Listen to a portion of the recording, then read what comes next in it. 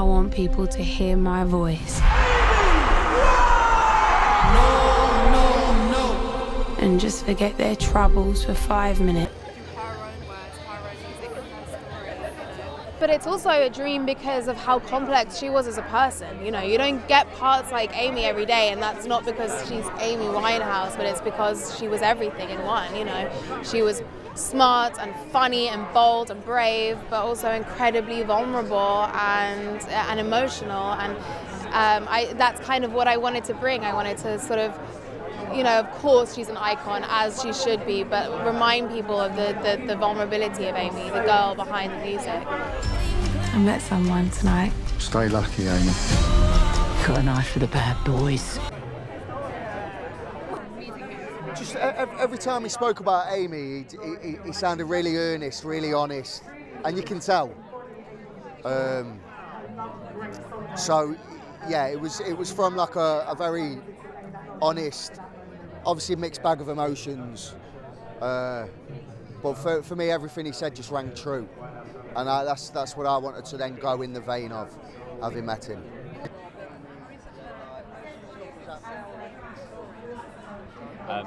Obviously there's... I just wanted to be in her perspective, to kind of give her agency back, because I felt like it had been kind of taken away and she'd just become a victim of her tragedy. And I felt like doing it through her words, music, kind of like brought the music back to life and celebrated her again. And that felt so important. I felt like she deserved it.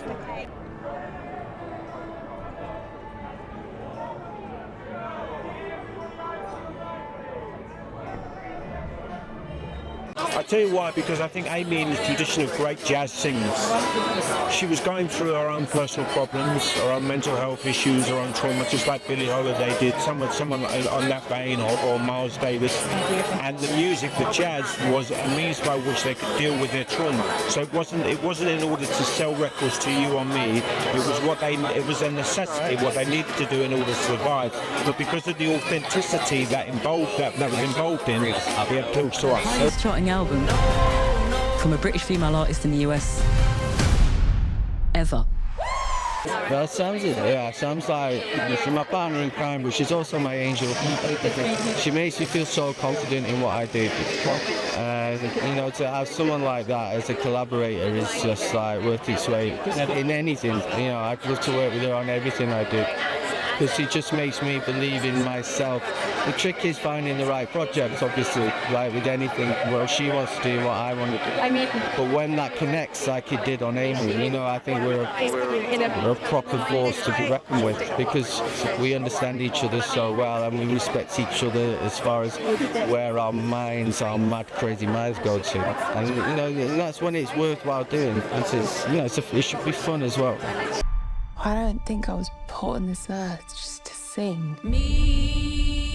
Like Amy's music is so rich in all of our kind of lives, and in every song. What's amazing about this though is being able to, like, reading the script and watching the film, you really see kind of why she wrote the songs at those moments and seeing the truth behind those songs, which is always, I think, quite a beautiful thing. You know, I just think she was such a massive part of the media back when I was younger, especially, and her music I think resonates with so many people because she's so brutally honest in her music and her lyrics, and like she tells the truth, which I think is always something that in pop culture there's often so many facades over everything. She had none of that, do you know what I mean? And that was something very beautiful. Really? You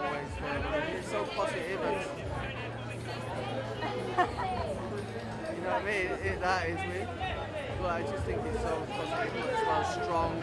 Well, as you say, I really took her music as kind of most of the whole, for all of her relationships. So okay, you, after a breakup and you go to write a song, it's like love is a losing game, or someone who wake up alone, what is that feeling?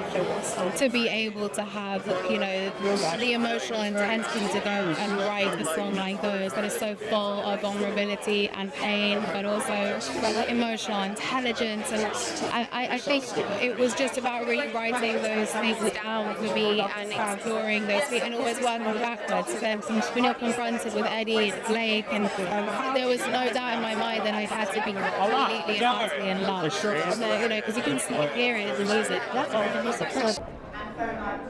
costuming for a body that you don't really yet know because it's involving a true film, that was a massive challenge, but also one that I think makes Well, I didn't need anybody's approvals, and that's important for me to say because it's important also to declare I made the exact film I wanted to make. I had all music approvals, but I wanted to meet with the family out of respect for the fact that I was making a film about their daughter, and it felt wrong not to meet with them. And the fact that they've approved it since seeing it is really, really good.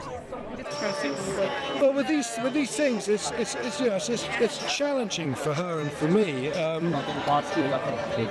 You can't do like stars their eyes. That's not the point. That's not. Someone said to me earlier, the fans are going to know it's not Amy Winehouse. Well, it's not Amy Winehouse singing. It's Marisa singing, but she's really good.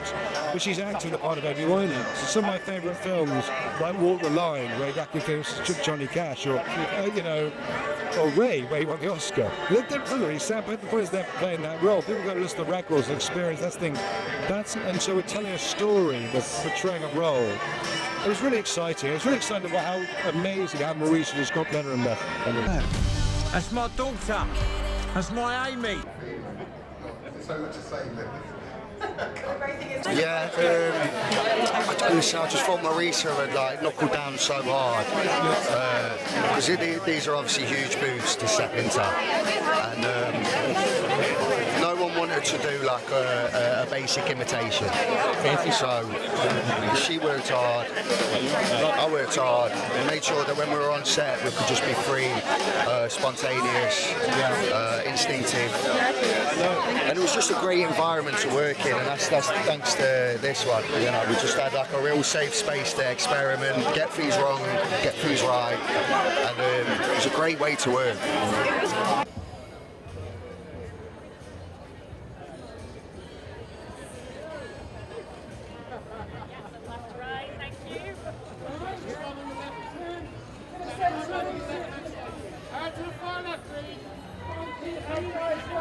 I really just immersed myself first and foremost into the music, which I knew, and we lived in the same neighbourhood, so I had an awareness of her around. I'd seen her at Ronnie Scott's since way back in the early days when she was sort of up-and-coming voices of jazz. But the music was everything when I was working on the script, because we looked at all her, the journals, the lyrics, and everything to do with the music as how part in, and that felt like the best way to celebrate her, to sort of bring back her voice and sort of almost gift it back to her for us all to hear within the narrative of her life, rather than this sort of overview, just picking it apart and trying to sort of feel, that was great. What went wrong, why was the tragedy. This is more a celebration of the music.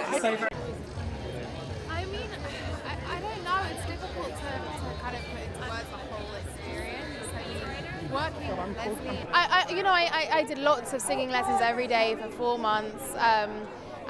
But for me, more than anything, it was about really writing down those lyrics and like, what is this? Who are you if you write down like love is a losing game and that just comes out of you? What does that? And I was told by Mark Ronson that she wrote that song in like an afternoon. I mean, like it must have. The feelings are so raw. But to have the emotional capacity to sort of package those feelings into a poetry is just really incredible. So it was finding the emotionality behind that. My heartbeat, you're my soul, I love you. And my tears dry. I don't bang out 10 hits by lunch. I need to live my songs.